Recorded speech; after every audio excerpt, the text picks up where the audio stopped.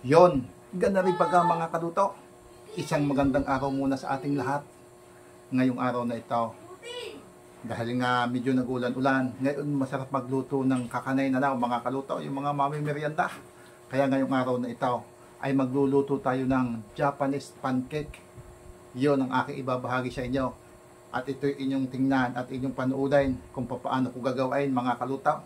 Kaya tara na, mag-i-intro muna na tayo bago natin umpisahan ang pagluluto ng Japanese pancake mga kaluto.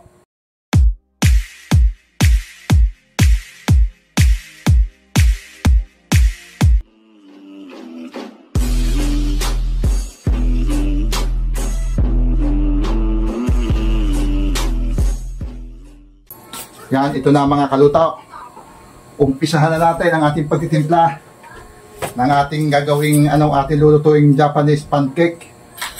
Meron tayo ditong isang basong tubig, pero kalahati lang muna ang ating gagamitin.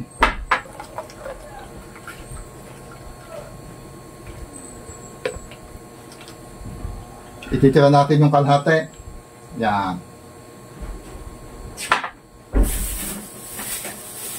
Kalahating kilong all-purpose na harina. Ito. Kalahating kilo ito. Yan. Ang gagawin natin dito ngayon, mga kaluto, kalahati lang yung ating kukunin. At dahil itong kalahating kilong ito, ay madami na ito. Ngayon, yung pinakakalahati ng kalahating kilo, yun ating kukunin. Sa madaling salita, di 1/4 lang yun, mga kaluto.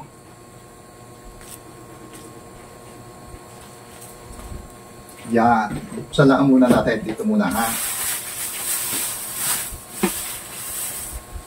Bali, ito namang asukal na ito, pinaka 1/4, yung pinakalahati na 1/4 pang ating kukunin.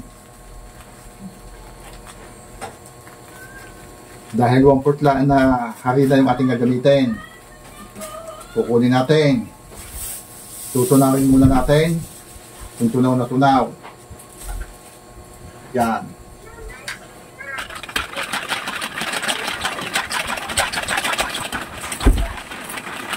Oo, malit lang. Ay, yung condense na malaki na. Wala ang marami lang maliit. Oo, yung malit, ano na. Yung malas ka? Kahit na basta condense. Ito Yo. yung ilalagay natin asin. Ay, ang bibidyo. Okay lang. Ay, Lulu. Doon kayo doon. Yan kayo. Lulu, ang bibidyo. Ito na rin natin yung mga kaluto.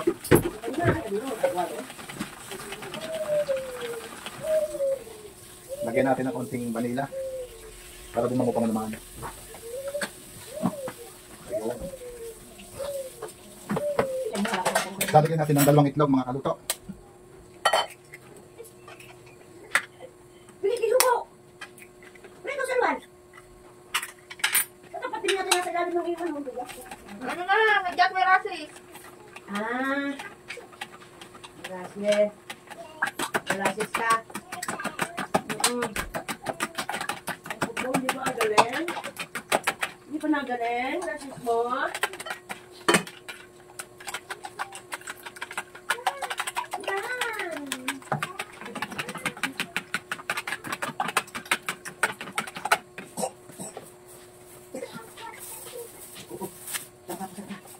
Siyempre kailangan din natin gumamit ng pampaalsa mga kaluto. Hindi pwede sa Gagamit tayo ngayon ng baking soda. Oo, yan. Kape. O, kape.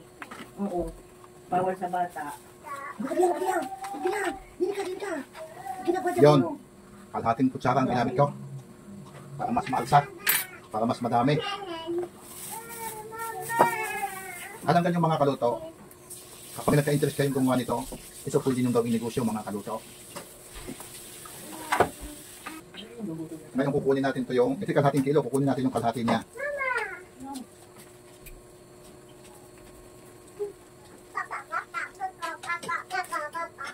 Water? Mantika. Aba siyempre, ilalagay na natin yung ating condense. Ay naman hindi naman kalakihan. Maliit lang itong ating condense nito. Kailangan makasap nito, inilagay ko na lahat Ang sarap nito mga kaluto. Siyempre, pang sarili lang ito Hindi man ito pang binta. Pero kung gusto natin gumawa ng pambinta, ba, siyempre, gagalingan natin. Ang pagkagawa, para madaming lupas. Wala, hindi pa pala. Hindi akin na. Munti ko lang nakakalimutan mga kaluto. itong ating tinunaw ko yung margarine natin. Ito tinunaw ko para yan. Bali isang kutsara margarine na yung nilagay ko mga kaluto. Kainin natin.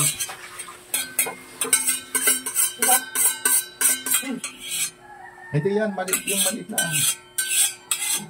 Lagyan mo lang ng mantikang kalahating buti muna. Yan, okay na mga kaluto. Ating i-mix na. At ito na yung huli na yung ating nilagay na margarine na yun. Yun. Okay.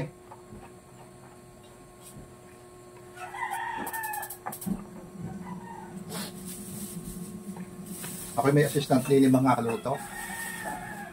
Yung mula. Hindi, kalahati lang muna.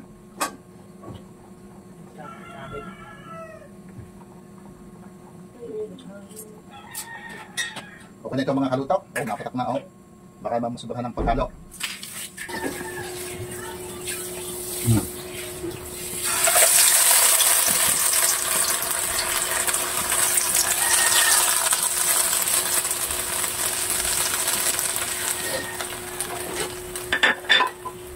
Ayun yung mga kaluto, kagandahan dito, pwede tayo maglagay ng cheese o kaya chocolate.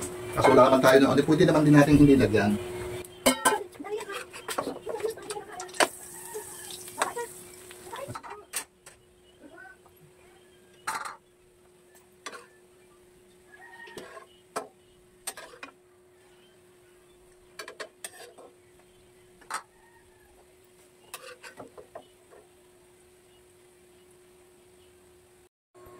Aray na mga kaluto. Natapos ko na rin lutuin itong aking nilutong Japanese pancake. Yan.